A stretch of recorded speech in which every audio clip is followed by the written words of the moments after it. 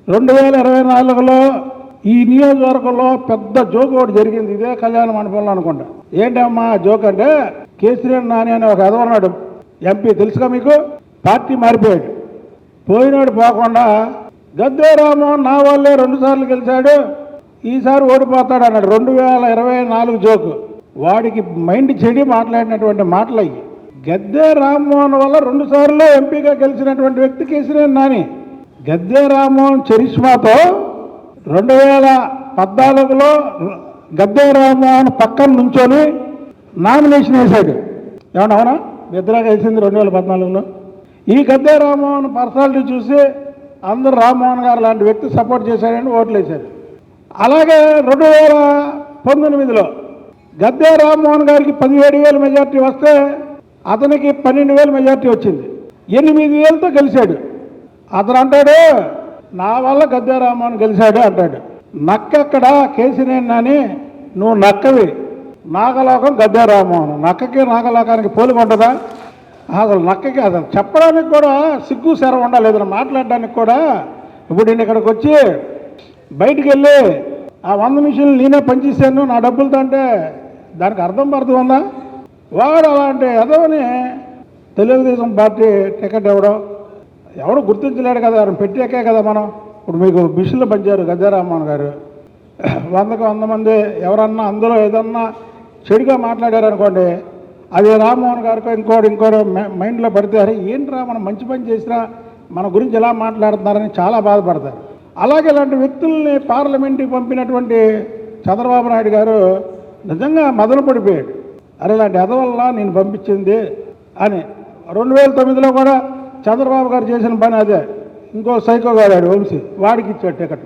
బాబు రామ్మోహన్ గారికి ఇవ్వాల్సిన టికెట్లు 2 సార్లు వేరే వాళ్ళకి ఇచ్చినప్పుడు వేరే వాళ్ళు బయటికి పోవడం, చంద్రబాబు గారిని తిట్టడం. అది ఈ నియోజకవర్గంలో.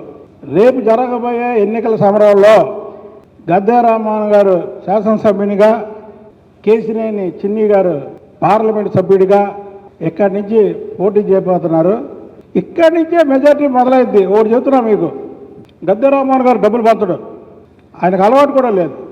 ఎన్నికల్లో డబ్బులు పంచడం రాష్ట్రం మొత్తం ఉంది అలవాటు. ఎన్నికల్లో డబ్బు పంచుతారు, ఎన్నికలు అయిపోయిన తర్వాత మళ్ళీ ఎన్నికల వరకు ఎవరికి కనబడరు. కానీ గద్దే రామ్మోహన్ అనే వ్యక్తి ఎన్నికల్లో డబ్బులు పంచడం, ఎన్నికలు అయిపోయిన మరుసటి రోజు నుంచి మళ్ళీ ఎన్నికలు వచ్చే వరకు ఏదోటి పంచుతూనే ఉంటాడు.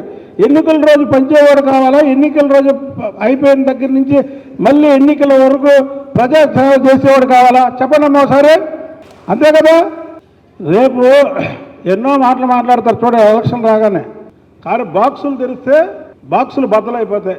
రామ్మోహన్ గారి మెజార్టీ చూస్తే తెలుగుదేశం పార్టీకి ఒక నిబద్ధత కలిగినటువంటి నాయకుడు, ఒక నిజాయితీ గల నాయకుడు గద్దే రామ్మోహన్ గారు. దాంట్లో అసలు రెండో సందేహమే లేదు. అందరికీ చంద్రబాబు నాయుడు గారికి బాగా ఇష్టం. రేపు మళ్ళీ ఇదే నియోజకవర్గంలో అత్యధిక మెజార్టీతో గెలుస్తాడు. అది ఎంత అనేది మేము చెప్పడానికి కూడా ఇవ్వలేదు. మాకు 1 టౌన్కి వచ్చి గద్దే రామ్మోహన్ గారు అంత మెజార్టీ ఎంత మెజార్టీ, అన్ని వేలతో గెలుస్తాడు, ఇన్ని వేలతో గెలుస్తాడు అంటే మాకే మర్చిపోయింది ఏంటి రామ్మోహన్ గారి గురించి ఇలా చెప్తున్నారని. కాబట్టి గద్దే రామ్మోహన్ విజయాన్ని అనేది ఎవడు ఆపలేడు. ఇలాంటి సొల్లు మాటలు తప్ప, ఇది కేసీఆర్ నాని ఇలాంటి సొల్లు వాగుడు తప్ప వాడికి మైండ్ పోయింది. ఇవాళ చంద్రబాబు నాయుడు గారు ఢిల్లీలో నుంచి ఉన్నాడు. అదే వాడు తెలుగుదేశంలో ఉంటే చంద్రబాబు గారు పక్కనుండి కేంద్ర మంత్రుల దగ్గరికి వెళ్ళేవాడు. మీడియాలో అంతా చంద్రబాబు నాయుడు లాంటి వ్యక్తి పక్కన ఉండడం అంటే మామూలు అదృష్టం అనుకుంటున్నారా? మామూలు విషయం కాదు. చంద్రబాబు నాయుడు అనే వ్యక్తి ఒక లెజెండ్. అలాంటి వ్యక్తి పక్కన నడుస్తున్నామంటేనే మనకి ఒళ్ళు పులకరించిపోయింది. ఇవాళ ఎక్కడ ఉన్నాడు అంటే దేవినేని అవినాష్ సందులో తిరిగితే దేవినేని అవినాష్ పక్కన తిరుగుతాడు. అంటే చంద్రబాబు గారి దగ్గర నుంచి దేవినేని అవినాష్ దాకా వచ్చావు కేసీఆర్ నాని. నువ్వు గద్దే రామ్మోహన్ గారి గురించి 2 సార్లు నా వల్ల గెలిచాడు, ఈసారి గెలవడు అని చెప్పావంటే నీకంటే సిగ్గు చేయడం. అంత మానార్కం అయితే విజయవాడలో 3 నియోజకవర్గాలు ఉన్నాగా, మీ అమ్మాయిని గద్దే రామ్మోహన్ నియోజకవర్గంలోనే ఎందుకు నుంచో పెట్టావు? గద్దే రామ్మోహన్ గారు ఇంటి పక్కనే ఎందుకు నుంచో పెట్టావు? గద్దే రామ్మోహన్ గారు ఆశీస్సులు తీసుకొని ఎందుకు నుంచో పెట్టావు? నువ్వు అంత మానార్కం అయితే విజయవాడలో 1 టౌన్ ఉంది, సెంట్రల్ ఉంది, అక్కడ నుంచో పెట్టచ్చుగా. ఎక్కడ ఎందుకు నుంచో పెట్టావు? గద్దే రామ్మోహన్ షేడ్ పడితే మీ అమ్మాయి కూడా గెలుస్తుందని ఆ నేలలో మీ అమ్మాయిని కార్పొరేటర్గా గెలిపించి గద్దే రామ్మోహన్ నువ్వు ఓడిస్తావా? సిగ్గు లేనివాడా.